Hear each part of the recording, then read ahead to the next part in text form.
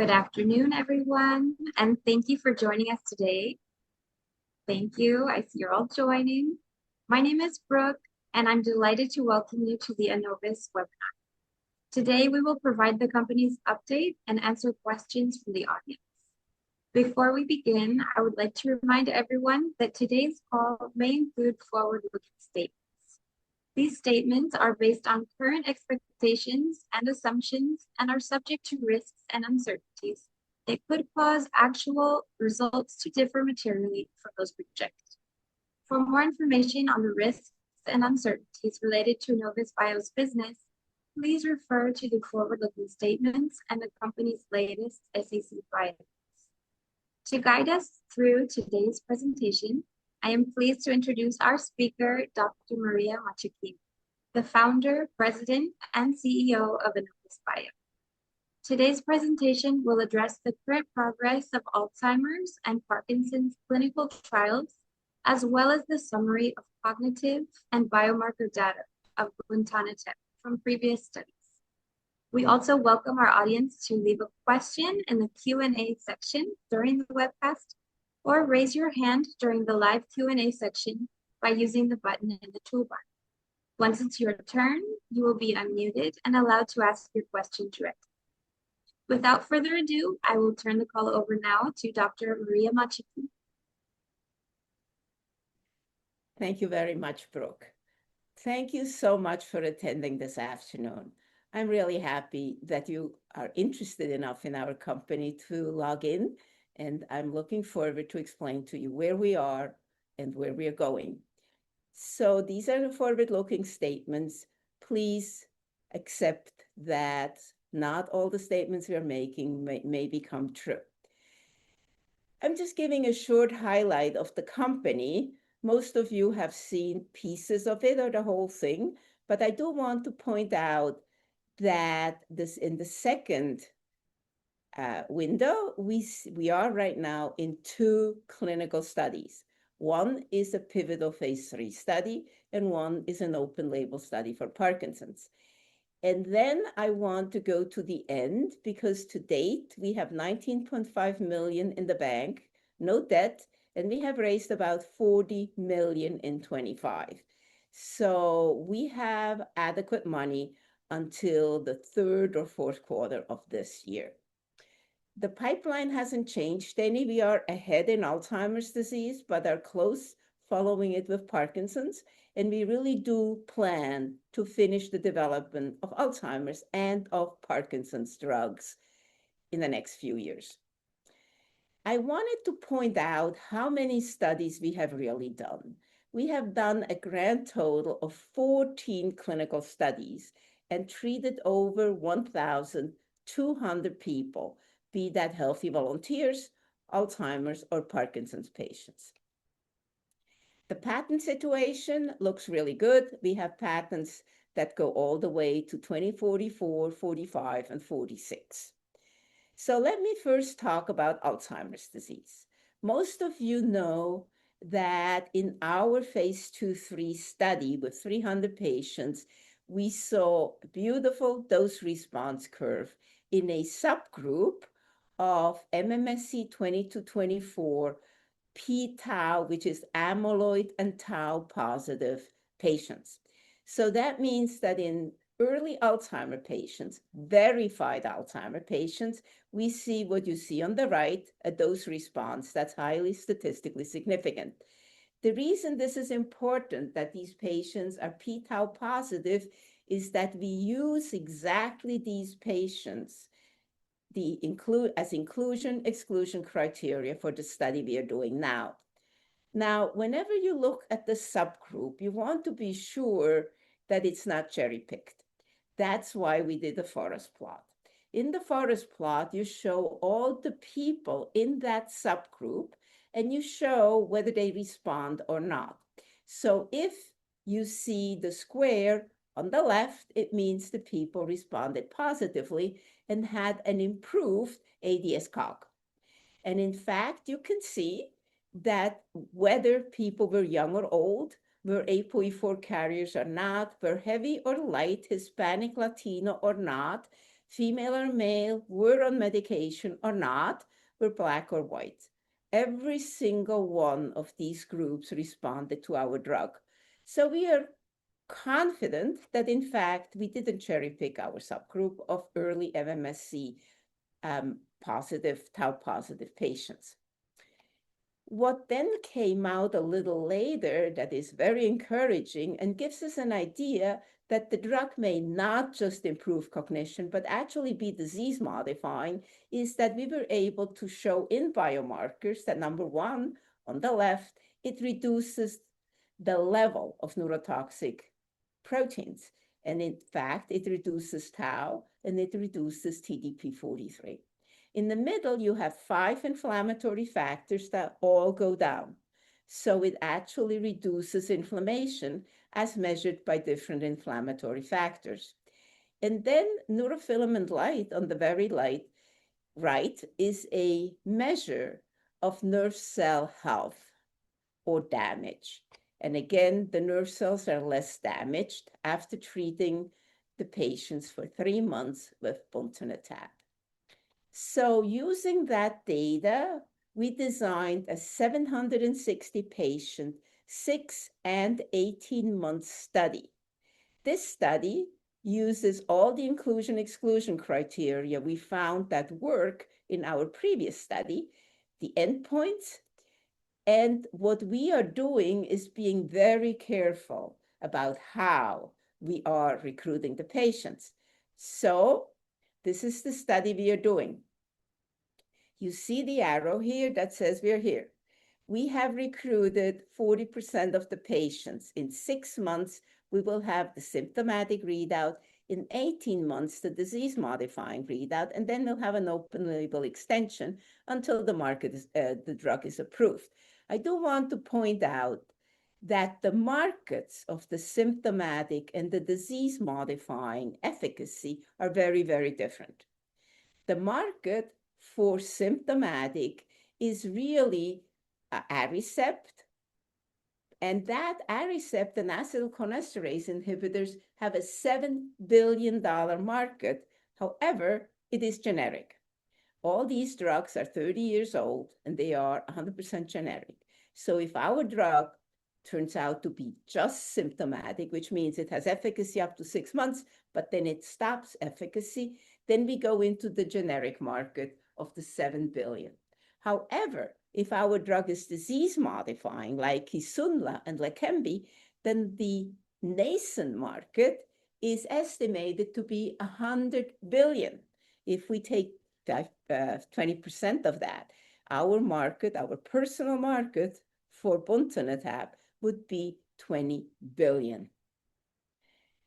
And this is the study we are running. So we have open and approved 83 clinical sites in the United States.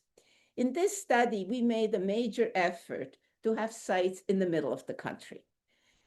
But even though we did make a major effort, most sites are still on the East Coast. We have recruited 40% of 760 patients, which is 300 patients to date. The recruitment takes a lot longer than we thought. And the reason it takes a lot longer is that in the inclusion criteria, we are very stringent. We are using the exact same inclusion-exclusion criteria as Eli Lilly, Eisai, and Biogen. And we have 3 levels of exclusion. The first one is psychometric. How demented are the patients? We measure that by MMSE, and they have to be MMSE 20 or higher, but they can't be totally normal. So we have MMSE 20 to 28. That's the first. If they don't fit 20 to 28, we exclude them. Because below, they're too advanced in their disease, and above, they're too healthy or don't have Alzheimer's at all. The second inclusion-exclusion is p-tau 217, which actually shows us, do the patients have plaques and tangles in the brain? If they pass that test, then they go to the third inclusion-exclusion criterion, which is volumetric MRI. We want to see how does their brain look. The reason we need to have volumetric MRI, well, we don't need, but the reason we want to have volumetric MRI is that we want to see whether the brain shrinks. We do not want to see brain shrinkage, because brain shrinkage means that nerve cells die. And what we have seen in mice is that nerve cells don't die. In fact, if anything, buntanetap makes them regenerate. So our exclusion criteria are very strict. They are, interestingly enough, pretty much identical to Lilly's and Eisai's and Biogen's. And that's why to date, we're only at 40% enrollment. However, we do expect to be fully enrolled by March, April of this year. Now let's move over to Parkinson's. In Parkinson's, we are going for an open label study. We did a phase 3. I'm going to show you the data of the phase 3 we did in a minute. And in fact, you see here that we are splitting out the group, but we are actually enrolling for the open label. Why are we doing this? Number one, we want to see how have patients progressed, whether they were on placebo, whether they were on the low dose or the high dose, what happened in the 6 to 12 months where they were on no drug. Number two, we want to see how do they keep progressing. And number three, we need additional patients to fulfill what the FDA wants us to do, have 1,500 patients to show safety. We have to date, as I said, 1,200 patients, and so far the drug has been shown to be really safe. And because of that, the FDA lets us aggregate the safety from Alzheimer's and from Parkinson's patients. So we only need 1,500 patients for both indications. So the open label has started. And then as you see here, we split out a subgroup that we feel shows very interesting efficacy. And we will discuss the response of the FDA to that subgroup, which is Parkinson's disease dementia. We don't have the money right now to do that study. So here there is a line that waits for us to have the money to do Parkinson's disease dementia. So this is the open label. As I told you, we are taking everybody that has been in our study before. We owe it to the patients because a lot of Parkinson's patients really say the drug helped them, and they're so thankful that you're opening the study, but it will help us see how they progress. Furthermore, we are opening the study for DBS, deep brain stimulation patients. And as I just said, we need additional patients to get to 1,500. Now, you probably don't know that we had asked the FDA before to include DBS patients in our study, because DBS patients are a totally underserved population. Once they have their electrodes in the brain, nobody wants to use them in clinical studies because nobody knows how the electricity from the electrodes interfere or work with the drug. So the FDA actually discouraged us from doing that in an official double-blind placebo-controlled clinical study. However, when we told them we wanted to use DBS patients in an open label study more as an observational group and a safety group, they thought that was a really good idea. So we will have, well, we started the open label, and I think this is so far our little graph. As you see, half of the sites that we had before for Parkinson's are open label sites. We will recruit a grand total of about 500 to 600 patients, and we started screening. We have 10 people in screening. Nobody has been enrolled in the study yet.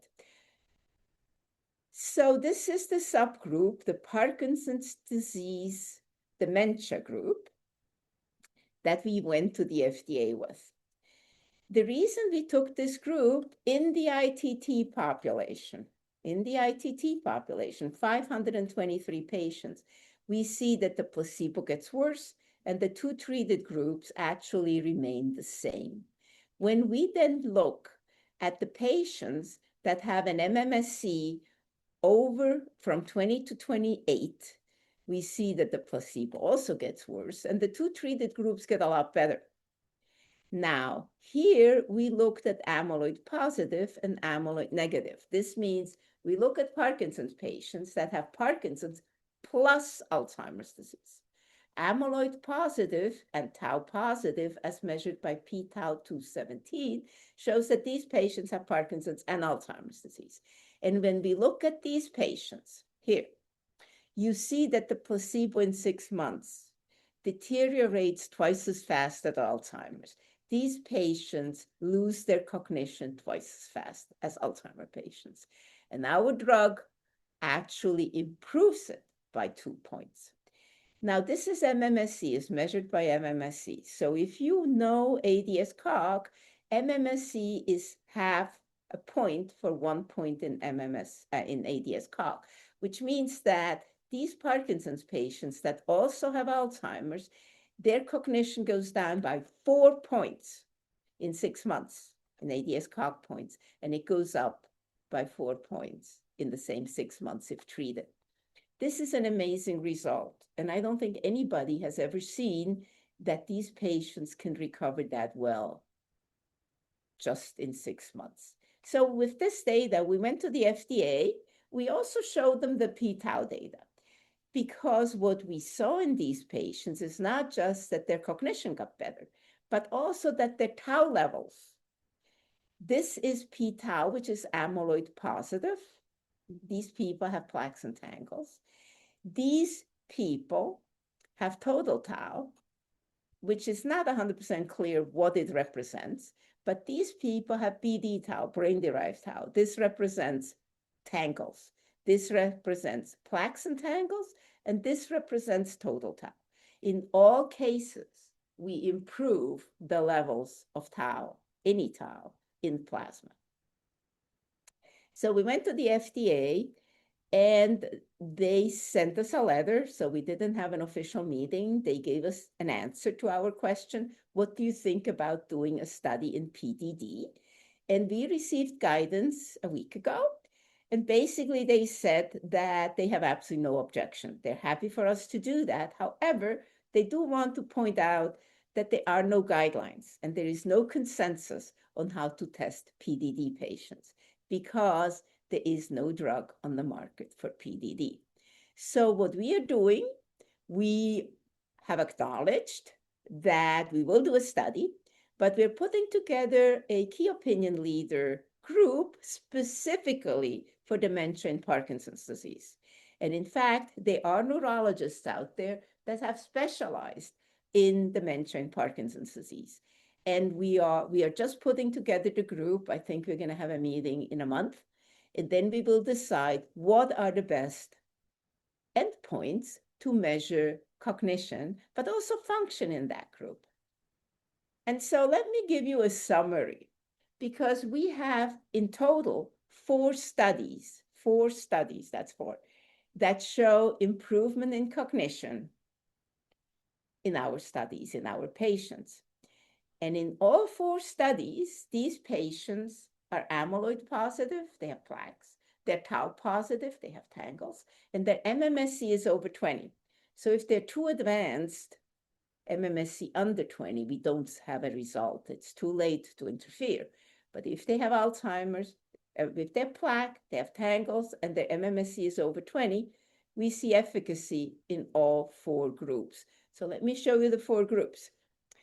This was a very, very early study conducted by the NIA. This is National Institute of Aging through ADCS.